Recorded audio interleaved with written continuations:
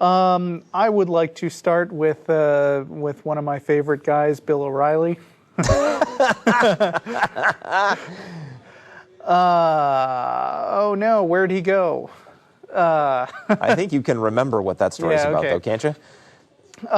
So Bill O'Reilly had I guess he's the president of the American Atheists, Dave Silverman, on the O'Reilly Factor, which I'm not sure if people should go on that show or not, but anyway, Dave Silverman is talking about his American Atheists' new ad campaign, they're all scams billboards.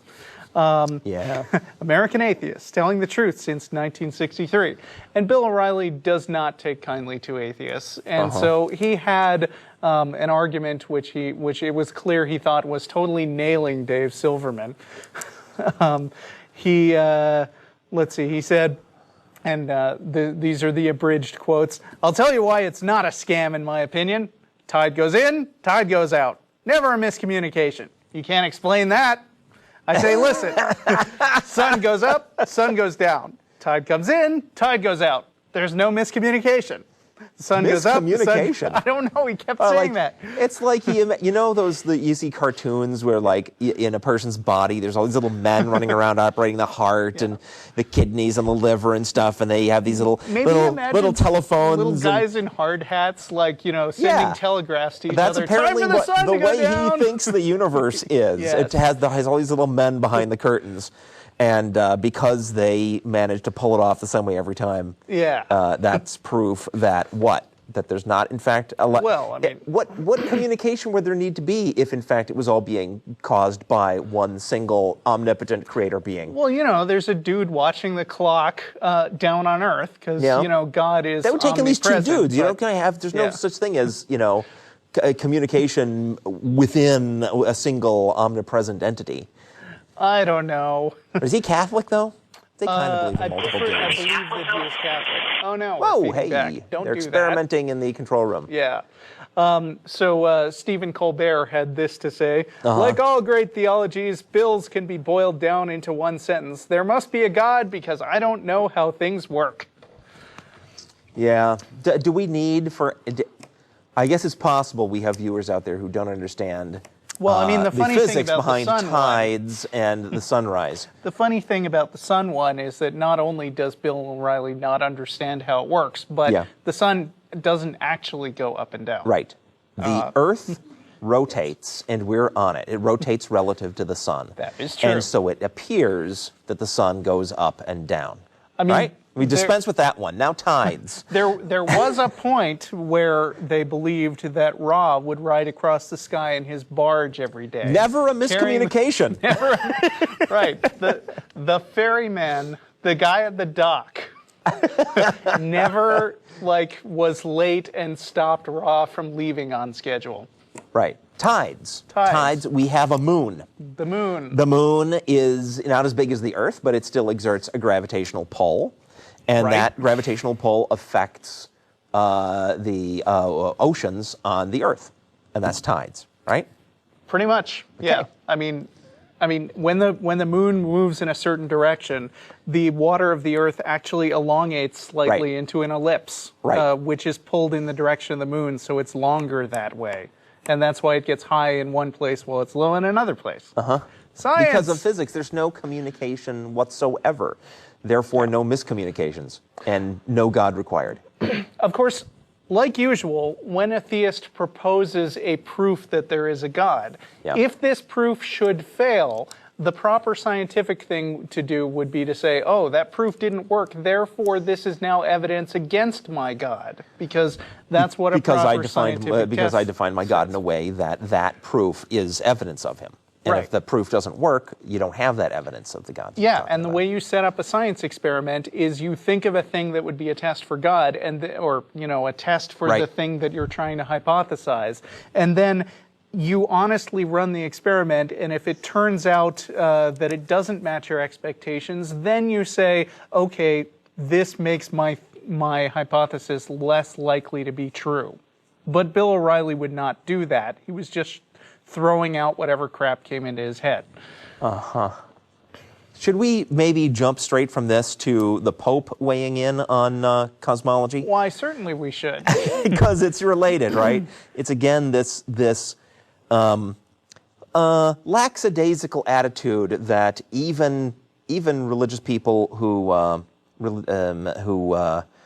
claim not to be anti-science, they get away with that by just not understanding the science. Right. I mean, they all give lip service to science. They say, actually, if you study science properly, it confirms a God. But then they never really care that much about matching up to the scientific method, which is kind of why Feynman coined the term cargo cult science, which you can look up, because we're not going to spend too much of our hour on that. So what did the Pope say specifically? The universe is not the result of chance, as some would want to make us believe, Pope Benedict said on the day Christians marked the Epiphany. This is from Catholic.org, by the way, so I don't know what their slant is going to be, but I can guess. The day the Bible says the three kings reached the site where Jesus was born by following a star. The Pope reiterated that God's plan was behind even such theories as the Big Bang, and Christians should reject the idea that the universe came into being by accident. Nobody's saying the universe came into existence by accident. In Stephen Hawking's latest book, he says the universe came into existence inevitably because of fundamental, uncaused physical principles. Right. So already he's attacking a straw man. The universe is not the result of chance, as some would want us to believe, Pope Benedict said. They're repeating the first paragraph. Contemplating it, we are invited to read something profound into it. The wisdom of the Creator, the inexhaustible creativity of God, the Pope said in a sermon to some 10,000 people in St. Peter's Basilica on the feast day. The Pope has rarely discussed specific concepts such as the Big Bang, which scientists believe led to, of course, and I think that's been a good policy. Yes. Led to the formation of the universe some 13.7 billion years ago. Well, this is random in this article, but researchers at CERN, the Nuclear Research Center in Geneva, have been smashing protons together at near the speed of light to simulate the conditions that they believe brought into existence the primordial universe from which stars, planets, and life on Earth came into being. Benedict states that much scientific theorizing is mind-limiting because they only arrive at a certain point and do not manage to explain the ultimate sense of reality. Can I just sort of rephrase that? Yes. Yeah, science is mind-limiting. It only leaves you, free to postulate things that you can actually prove. That's so limiting. It doesn't. Though. Yeah, it doesn't. It doesn't let you completely free to just make shit up. And call that important. Why are you so close-minded that the shit I make up is not treated with equal seriousness as stuff that has been observed and tested? Yeah. That angers me. Yeah. Well, I do want to make a comment on this, the appearance by the American Atheist representative on the Bill O'Reilly show. Yes. I just want to say I'm not a big fan of that particular billboard. They're all scams. Yeah. Because that implies that there is currently behind every religion a conscious awareness that they're not true and all they're trying to do is rip people off. And I think that's going a little bit too far. Not a lot too far, but a little bit too far. Okay, I agree with you if that's their point. But I'll give you an alternate spin on it, which might be their point, and I guess we'd have to. I would love to like their billboard better. Go ahead. I think when somebody does a billboard with a giant cheeseburger and it says, something like, you want one. It is not assumed that every single person looking at the billboard is going to actually want a cheeseburger, like if they're vegetarian or something. Yeah. But instead, it's meant to target the people for whom that would be particularly appealing. And if there happen to be a bunch of people driving past the board and a few of them look at it and say, It's a scam? That's interesting.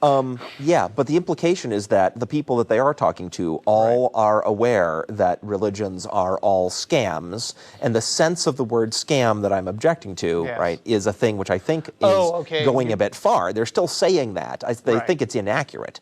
I mean, if there was a big billboard with a burger on it and said, you know it's made of soy protein, and we don't actually know that, I'd have the same kind of objection. So if the billboard said, you know that it's all wishful thinking. Right. I have no problem with that. And after hearing Bill O'Reilly, I'm tempted to suggest a rephrasing, you know they're all ignoramuses. But even that's probably still going too far. But I just want to make that point. Okay.